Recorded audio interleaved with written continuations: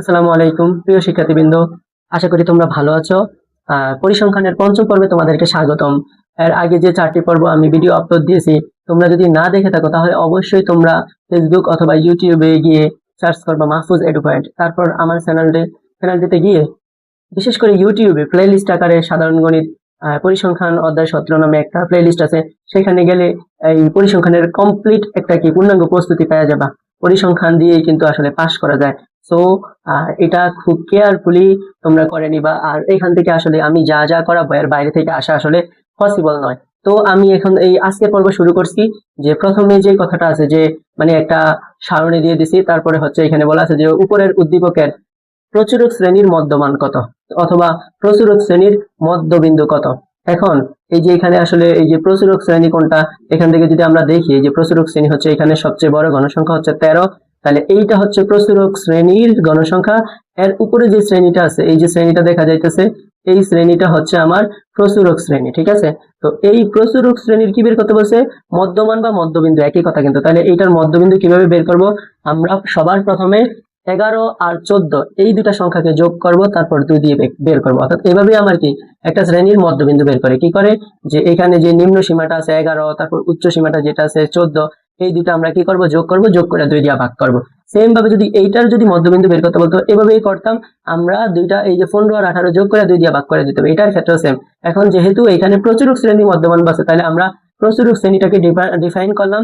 তারপর এটার আমরা মধ্যবিন্দু বের করার জন্য প্রথমে দুইটাকে যোগ করলাম। 11 আর 14 যোগ করলে 25। এখন 25কে আমরা যদি 2 দ্বারা ভাগ করি তাহলে 12.5। তাহলে আমার উত্তর হচ্ছে এই যে এটা। ঠিক আছে, এইটা উত্তর। তাহলে আমার এটা করা শেষ। তারপরে বলছে যে উদ্দীপকের উপরের উদ্দীপকের মধ্যক শ্রেণীর মধ্যমান কত। এখন আমরা তো মধ্যমান কিভাবে বের করতে হয় এটা শিখে গেলাম, কিন্তু এখন মধ্যক শ্রেণী কোনটা এটা কিভাবে শিখবো? এই যে আমি নিচে দিয়ে একটা লেখা লিখে দিছি। তো সবার প্রথমে এই জায়গায় আমরা আসলে কি করব? এই জায়গায় আসলে আমরা মানে ক্রমযোজিত গণসংখ্যা বের করে নেব। ঠিক আছে, তাহলে আমরা এই যে ক্রমযোজিত গণসংখ্যা বের করে নিলাম। এখন ক্রমযোজিত গণসংখ্যাটা দিয়ে দিলাম। তো এখন এইখানে কি হইতেছে, দাঁড়াও আমি এগুলোর একটু মানে কোন জায়গায় কি দিব সেটা সিলেক্ট করে দিতেছি। এই যে নিচের আরেকটা ঘর বাড়াইতে হবে, সেটার জন্য আসলে ক্রমযোজিত গণসংখ্যা মানে নির্ণয় করবো প্রথমে মধ্যক বের করতে হলে। তো আমরা ক্রমযোজিত গণসংখ্যা জন্য একটা সারণী তৈরি করলাম। এবার প্রথম মানে এটা একটা সারণীর মতো করবা, যেহেতু এমসিকিউ, তো আমরা মনে মনে ধরে নিলাম যে এখানে একটা ক্রমযোজিত গণসংখ্যা সারণী আছে। তো এখন প্রথমে কত হবে? যে এইখানে যেহেতু 8 আছে, তার মানে প্রথমে এই ঘরে হবে কত? 8। তাহলে আমরা 8 লিখে দিতেছি। এই যে 8 লিখে দিলাম। তো 8-এর পরে এই যে 8-এর সাথে আমরা এই যে এখানে যে 13 আছে, এটা যদি যোগ করি তাহলে 8 আর 13 আমার কত হইতাছে? 21। ঠিক আছে, তাহলে এইখানে আমি লিখে দিলাম 21। তো 21-এর সাথে এইখানে আছে 3, এই 3 যদি আমি যোগ করি তাহলে হইতাছে আমার 24। তাহলে এই 24 লিখলাম। তো সবার শেষে এইখানে আমার আছে কত?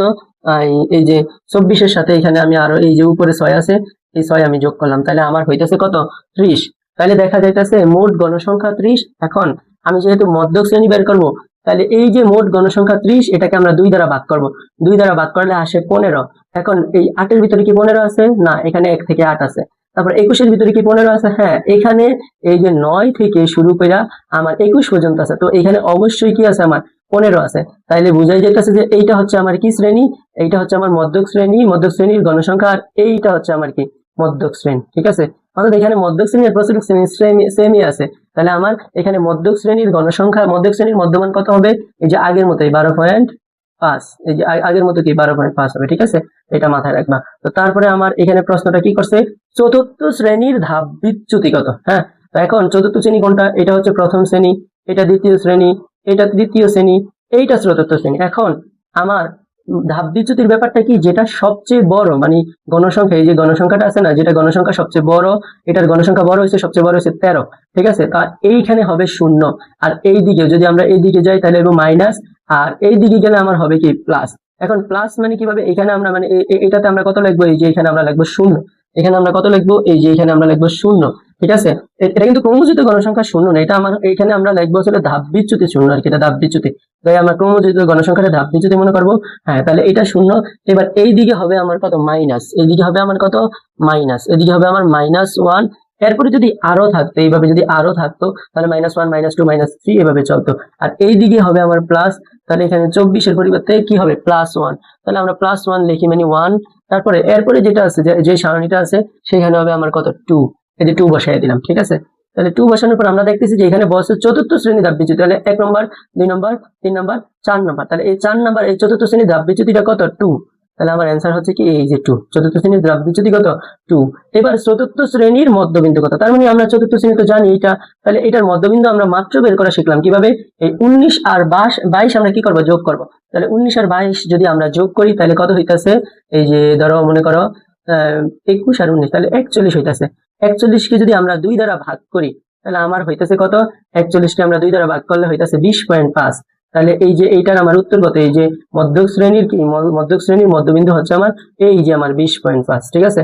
তো তারপরে আমরা করবো যে মধ্যক নির্ণয়ে এফসি এর মান নিচের কোনটি, এফসি এর মান হচ্ছে যেটা মধ্যক শ্রেণী তার পূর্ববর্তী ক্রমযোজিত গণসংখ্যা। তো আমরা একটু আগে দেখছিলাম কি যে এখানে যে ক্রমযোজিত গণসংখ্যা, এখানে আমার কত হইতো 8 ছিল, এখানে আমার কি ছিল 8, তো 8 এর সাথে যদি আমরা কি যোগ করি, এই যে 8 এর সাথে যদি আমরা 13 যোগ করি তাহলে আমার হয় 21। এখন আমরা দেখছিলাম যে মধ্যক শ্রেণীটা কিন্তু এই জায়গায় হয়েছিল, এই যে একটু আগে আমরা ম্যাথটা করছিলাম মধ্যক শ্রেণী কিন্তু এইটাই হয়েছিল। এখন মধ্যক শ্রেণীটা যেই জায়গায় তার পূর্ববর্তী শ্রেণীর ক্রমযোজিত গণসংখ্যাকে এফসি বলে, তাহলে আমার এই যেহেতু মধ্যক শ্রেণীটা তার পূর্ববর্তী শ্রেণীর ক্রমযোজিত গণসংখ্যা হচ্ছে এই 8, তাহলে আমার এফসি হচ্ছে 8, তাহলে এটার উত্তর হচ্ছে আমার কত, এই যে এফসি নির্ণয়ের মান কোনটা, এই যে 8 আমার উত্তর, ঠিক আছে এইটা। তো তারপরে আমরা কি করবো, এই যে মধ্যক শ্রেণীর ক্রমযোজিত গণসংখ্যা, এবং এবার বলছে মধ্যক শ্রেণীর ক্রমযোজিত গণসংখ্যা। তো এখন মধ্যক শ্রেণী তো যেহেতু এই যে এইটা মধ্যক শ্রেণী, তাহলে এটা যদি মধ্যক শ্রেণী হয় এটার ক্রমযোজিত গণসংখ্যা কত 21, তাহলে আমার এইটার অ্যান্সার হবে কত, এই যে মধ্যক শ্রেণীর গণসংখ্যা কত হবে, ক্রমযোজিত গণসংখ্যা হবে কত 21, ঠিক আছে। তো তারপরে আমরা নিচে চলে যাই, এবার বলছে প্রচুরক নিচের কোনটি। এখন প্রচুরক আমরা বের করবো কিভাবে, আমার সূত্র আছে প্রচুরকের পুরা কি, L plus F1 divide F1 plus F2 into কি H, ঠিক আছে। তো এটা যেহেতু একবারে অনেক মানে বড় একটা ম্যাথ, আমরা রিটেনে যখন সলভ করব তখন আমরা এটার আসলে সবকিছু বুঝে নিব, ঠিক আছে। আপাতত আমি বলে দিতেছি এটার অ্যান্সার হচ্ছে কত, এই যে 12.33 আর কি, ঠিক আছে। তো তারপরে বলছে প্রচুরক নির্ণয়ের ক্ষেত্রে F1 আর F1 প্লাস F2 এর মান নিচের মান কত আর কি, তাহলে এটা তো এখানে দেওয়া আছে, তাও আমি একটু বের করে দিই আর কি। এই যে এখানে প্রচুরক শ্রেণী হচ্ছে কোনটা, এই যে এটা কত আছে 13 আছে, প্রচুরক শ্রেণী হচ্ছে আমার এই যে 11 থেকে 14 আর কি, যেহেতু ক্রম গণসংখ্যা সবচেয়ে বড় হচ্ছে 13, তাহলে এটাই আমার কি, যেটার গণসংখ্যা সবচেয়ে বড় হয় সেটাই আমার কি প্রচুরক শ্রেণী। তাহলে প্রচুরক শ্রেণী থেকে যদি আমরা এই পূর্বের শ্রেণীর গণসংখ্যা বাদ দেই তাহলে সেটার নাম হচ্ছে F1, তাহলে 13 থেকে আমরা 8 বাদ দিলে হচ্ছে আমার 5, অর্থাৎ F1 এর মান কত 5। আর এই প্রচুরক শ্রেণী থেকে আমরা যদি পরের শ্রেণী বাদ দেই তাহলে সেটাকে বলা হয় F2, অর্থাৎ F2 এর মান হচ্ছে 13 থেকে আমরা 3 বাদ দিলে 10, অর্থাৎ F1 5 আর F2 কত 10। এখন আমরা এই জায়গায় মানগুলা বসায় দেই, যে এই যে নিচেরটা আগে করি, F1 5 F2 10, এই দুটো যোগ করলে কত হইতাছে আমার 15, ঠিক আছে। এটার অ্যান্সার কত 15। তারপরে এই যে F1 ডিভাইড এই যে নিচে 15 আর উপরে হচ্ছে কত, F1 এর ভ্যালু আমরা কত দেখলাম দেখি তো, F1 এর ভ্যালু আমরা দেখছি কত দেখি একটু, এই যে হ্যাঁ 5, 13 থেকে 8 মাইনাস করলে 5, তাহলে F1 হচ্ছে 5 উপরে আর নিচে হচ্ছে কত 15, তাহলে 5 কে যদি আমরা 15 দ্বারা ভাগ করি 5 একে 5 আর 3 5 15, এই জন্য 1/3 হয়েছে আর কি। এটা তো করলাম। এবার পরেরটা বলছে আমার কি প্রচুরক শ্রেণীর নিম্ন সীমা।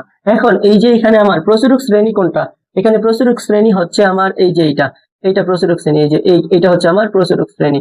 এখন এই প্রচুরক শ্রেণীর নিম্ন সীমা কোনটা, এই যে 11, আর প্রচুরক শ্রেণীর ঊর্ধ্ব সীমা কত 14। মধ্যক শ্রেণীও যেহেতু এইখানে মধ্যক শ্রেণীর এই যে ঊর্ধ্ব সীমা হচ্ছে 14 আর নিম্ন সীমা হচ্ছে কত 11, অর্থাৎ যেটা আগে থাকবে সেটা নিম্ন সীমা আর যেটা পরে থাকবে সেটা আমার কি ঊর্ধ্ব সীমা, অর্থাৎ 11 আর 14। এখন যেহেতু মধ্যক আর প্রচুরক এই জায়গায় সেম হয়ে গেছে, এই জন্য এই যে প্রচুরক শ্রেণীর নিম্ন সীমাও 11, আবার মধ্যক শ্রেণীর নিম্ন সীমাও 11, প্রচুরক শ্রেণীর ঊর্ধ্ব সীমা 14, মধ্যক শ্রেণীর ঊর্ধ্ব সীমাও কত 14।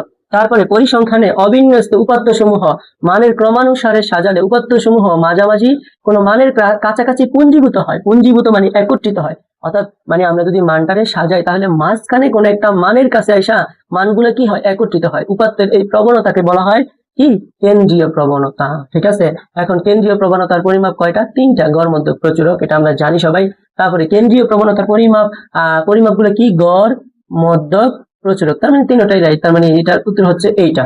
তো তারপরে আমরা দেখবো যে কেন্দ্রীয় প্রবণতার পরিমাপক কোনটি, এখানে মধ্যক দেওয়া আছে আর গড় প্রচুরক দেওয়া নাই, তার মানে এটাই অ্যান্সার, বাকিগুলো তো আমার ভুল দেওয়া আছে, তাহলে মধ্যক অ্যান্সার। তো তারপরে আমরা এইখানে দেখবো যে নিচের সারণীতে শ্রেণীব্যক্তি আছে, এই সারণীতে শ্রেণীব্যক্তি কত।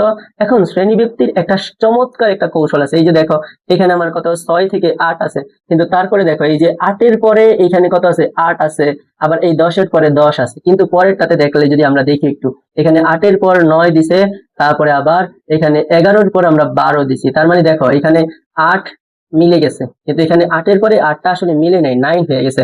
তো যখন এইভাবে মিলে যাবে তখন আমরা শ্রেণী ব্যক্তি জাস্ট বিয়োগ করে দেবো, তার মানে এখানে 8 থেকে 6 বাদ দিলে আমার শ্রেণী ব্যক্তি হবে কত, 2। তো এখানে যেহেতু 2 নাই, তার মানে এটা আমার কি ভুল, এটা শ্রেণী ব্যক্তি 2 হবে, এটা ভুল দেওয়া আছে। তাহলে 1 নম্বরটা ভুল, মানে 1 আছে এটাতে, এটাও বাদ, আমার এটাতে 1 আছে এটাও বাদ, এটাতে 1 আছে এটাও বাদ, তাহলে আমার অ্যান্সার হচ্ছে এইটা। ঠিক আছে, এইভাবে আমরা করতে পারবো। আবার আরেকটা সিস্টেম আছে, মধ্যক শ্রেণী কত, 8 থেকে 10 আমার। ঠিক আছে, তো মধ্যক শ্রেণী 8 থেকে 10, এই যে এটা 8 থেকে 10 হবে, কারণ মধ্যক শ্রেণী কিভাবে, এই যে 5-এর সাথে যদি আমরা 9 যোগ করি তাহলে আমার হইতেছে কত, 5 আর 9 14, 14 আর 4 হচ্ছে 18। তো 18-কে আমরা 2 দিয়ে ভাগ করলে হয় কত, 18-কে 2 দিয়ে ভাগ করলে 9 হয়। তাহলে 5-এর ভিতরে কিন্তু 9 নাই, কিন্তু 5-এর পরে 5-এর সাথে 9 যোগ করলে কত, 14-র ভিতরে 9 আছে। তাহলে আমার এটা হচ্ছে কি, মধ্যক শ্রেণী হচ্ছে 8 থেকে কত, 10। তাহলে এখানে 8 থেকে 10 আছে। এবার বলছে পরেরটা, বলছে প্রচুরক শ্রেণীর নিম্ন সীমা। প্রচুরক মানে এই যে গণসংখ্যা সবচেয়ে বড়, এটার নিম্ন সীমা হচ্ছে এই যে আমার 8। ঠিক আছে, তাহলে নিম্ন সীমা 8 দেওয়া ঠিক আছে, তার মানে 2 আর 3 রাইট, এইটা হচ্ছে আমার অ্যান্সার। মানে ওইভাবেও বলা যায়, এইভাবেও বলা যায়। তারপর এটা কি, তারপর এটা আছে নিচের সারণীতে, এখানে কি শ্রেণী ব্যক্তি এই যে 6 থেকে 8 দেওয়া আছে। হ্যাঁ, এখন এর আগেটাতে দেখছিলাম যে 8-এর পরে 8 আছে, কিন্তু এইখানে 8-এর পর আমার আছে কত, 9। মানে এখানে আসলে শ্রেণী ব্যক্তিটার ভিতরে একটা কি বিচ্ছিন্নতা লক্ষ্য করা যায়, মানে 8-এর পরে 8 নাই। তো যদি 8-এর পরে 8 থাকে তখন আমরা বিয়োগ করে দেই, 8-এর পরে 8 না, মানে এইখানে যেই সংখ্যা থাকবে সেই সংখ্যা যদি এখানে থাকে তাহলে বিয়োগ করে দেয়। আর যদি এখানে যেই সংখ্যা থাকে তার চেয়ে 1 বেশি এখানে থাকে, তখন আমরা সেটাকে কি করে দেই, মানে বিয়োগ করার পর 1 যোগ করি। তাহলে এখানে হবে আমার 6 থেকে 8 থেকে 6 বাদ দিলে 2, 2 এর সাথে আরো 1 যোগ করলে 3, অর্থাৎ শ্রেণী ব্যক্তি রাইট। তারপরে আমরা এটা তো দেখলাম, মধ্যক শ্রেণী কত হবে, 9 থেকে 11। প্রচুরক লেখা হইতে হয়, একটা ক বাদ দিয়েছে, বুঝে নিবা যে প্রচুরক শ্রেণীর নিম্ন সীমা হচ্ছে আমার কত, কত 9, এই যে 9, এই 9। ঠিক আছে, নিম্ন সীমা। তাহলে আমার দেখা যাইতেছে এখানে তিনটাই রাইট, তাহলে এইটা হচ্ছে আমার কি উত্তর।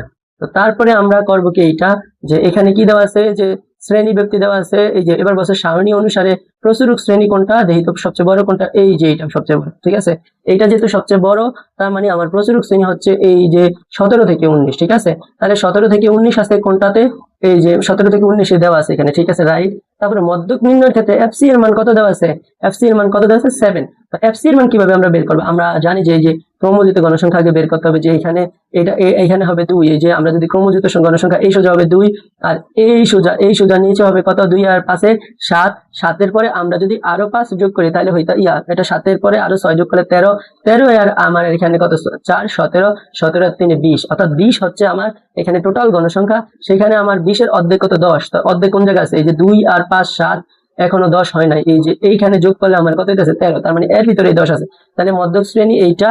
তাহলে মধ্যক শ্রেণী নিম্নের ক্ষেত্রে এফসি হবে কি, তার পূর্ববর্তী ক্রমযুক্ত গণসংখ্যা। তাহলে এইটার এই যে এইটা যেটা দেওয়া আছে, এটার পূর্ববর্তী ক্রমযুক্ত গণসংখ্যা এই জায়গায় হবে কত, 2 আর এই যে 5 কত, আমার 7 হইতাছে। তাহলে এটা 7 ঠিক আছে। তারপর প্রচুরক নির্ণয়ের ক্ষেত্রে F1 এর ভ্যালু কত দেখি আমরা। প্রচুরক এই যে এখান থেকে এখানে বাদ দিলে কত হইতাছে, 6 থেকে 1 বাদ দিলে, 5 বাদ দিলে আমার হইতাছে 1, তাহলে উপরে হবে 1 আর নিচে হচ্ছে F1 প্লাস F2। তো F1 কেমনে বের করে, এই যে 1, আর F2 হচ্ছে 6 থেকে আমরা 2 বাদ 4 বাদ দিলে 2, তাহলে আমার হইতেছে কত, 1 আর 2 কত, এই যে আমার 3। ঠিক আছে, তাহলে 1/3 এটা রাইট। তাহলে এখানে দেখা যাইতেছে সবগুলাই রাইট, তাহলে এর অ্যান্সার ইজ কি এইটা। ঠিক আছে, তো তারপরে আমার কি, যে এখানে দেখা যাইতেছে আয়ত লেখা অঙ্কন করতে দরকার, এগুলো মুখস্থ রাখবা যে আয়ত লেখে x অক্ষ বরাবর হচ্ছে কি আমার, x অক্ষ বরাবর হচ্ছে আমার অবিচ্ছিন্ন শ্রেণীব্যক্তি, আর y অক্ষ বরাবর গণসংখ্যা। ঠিক আছে, এই দুইটা রাইট, শ্রেণী মধ্যমান আমার আসবে না, তাহলে আমার 1 ও 2 রাইট, তার মানে এইটা অ্যান্সার আমার। ঠিক আছে, তো তারপরে আমার আয়ত লেখা অঙ্কনের ক্ষেত্রে শ্রেণীব্যক্তি কেমন হতে হবে, অবিচ্ছিন্ন হতে হবে, এই যে অবিচ্ছিন্ন। ঠিক আছে, অবিচ্ছিন্ন হতে হবে।